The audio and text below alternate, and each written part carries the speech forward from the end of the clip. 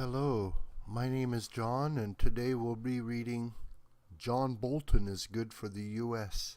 and Bad for Iran by Ereli on Townhall, posted April 2nd, 2018. Mr. Ereli was a U.S. ambassador to Bahrain and Deputy State Department spokesperson during the George W. Bush administration.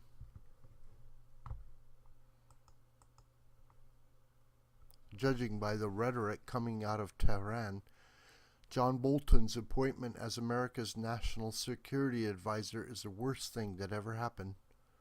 The Secretary of Iran's Supreme National Security Council labeled Bolton's appointment a matter of shame. The chairman of the Iranian Parliament's Committee on National Security and Foreign Policy declared, "The use of hardline elements against the Islamic Republic of Iran shows that Americans seek to exert more pressure on Iran." First Vice President Ishaq Jangriri opinioned, U.S. officials are wrong to assume that the Iranian nation will give in to their threats against the Islamic Republic. The Fars news agency, the mouthpiece of the Islamic Revolutionary Guard Corps, IRGC, editorialized, "Bolton advocates a foreign policy that exaggerates threats, belittles diplomacy, shows contempt for international institutions, and is quick to use violence. Bolton wants to shred the Iran nuclear deal and bomb Iran, whose policy has consistently favored stability. Experts and policymakers in Tehran see the Trump theater as no more than a bluff, as the U.S. lacks the needed economic, political, and military potentials and legitimacy to go for yet another adventurism in the world." Iran's protests validate the wisdom of making John Bolton America's national security advisor. If Iran thinks he's bad, he must be good. One thing is certain: the United States will no longer pursue a policy of appeasement toward the Islamic Republic of Iran. Since 2008, U.S. policymakers have been bending over backwards to accommodate the mullahs in Tehran. President Obama's decision to withdraw U.S. forces from Iraq left that country at the mercy of Iran. Obama's capitulation in Syria allowed Iran and Russia to keep Assad in power and to wantonly massacre hundreds of thousands of Syrians with impunity. The lifting of sanctions as part of the nuclear deal put $150 billion into the pockets of Iran's leaders, which they have used to finance the terrorist depredations of the IRGC and to bankroll their proxies in Lebanon, Yemen, and Bahrain. Iran's regional neighbors are not the only ones who have suffered from the revolutionary fervor of the Islamic Republic's leaders. Iran is the most repressive country in the Middle East. It executes more of its citizens per capita than any other country in the world. 90% of all executions throughout the Middle East take place in Iran. The recent uprisings in over 140 cities throughout Iran show that the people are sick to death of this theocratic dictatorship. They long for freedom, justice, democracy, and the rule of law. Whatever flaws one might ascribe to John Bolton, inconsistency is not one of them.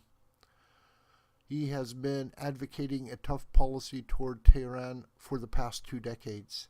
Struan Stevenson, a former member of the European Parliament from Scotland, put it best when he wrote of Bolton's appointment. Chamberlain's policy encouraged Hitler to go to war.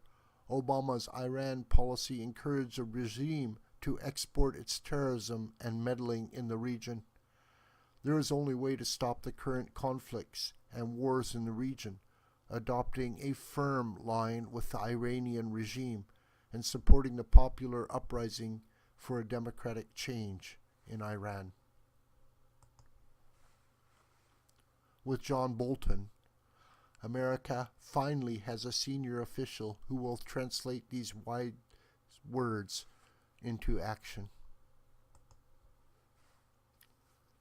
Critics in Iran and the United States have condemned Bolton's affiliation with the exiled Iranian opposition group, the Mujahideen-e-Khalq, known as the MEK, M-E-K. Here John Bolton is in good company. A bipartisan group of American luminaries and international leaders have lent their support to the group.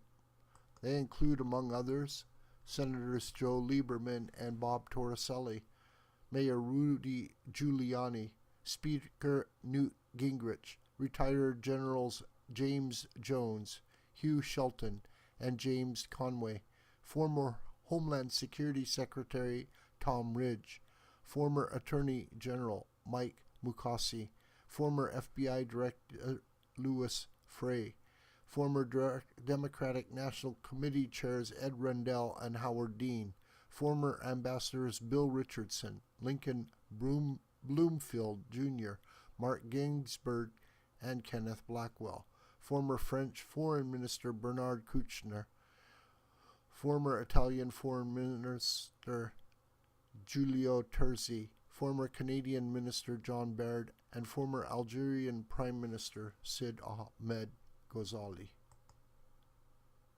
Support for opposition political movements is not a crime, and the United States has a long history of helping the victims of political persecution. Over the course of 4 months, during the summer of 1988, the Iranian regime executed an estimated 30,000 men, women, and juveniles who had been imprisoned for their affiliation with MEK. During Operation Enduring Freedom in Iraq, the U.S. government pursued a policy of protecting MEK members there from attack by Iranian-affiliated forces. On at least 2 issues, there should be no doubt.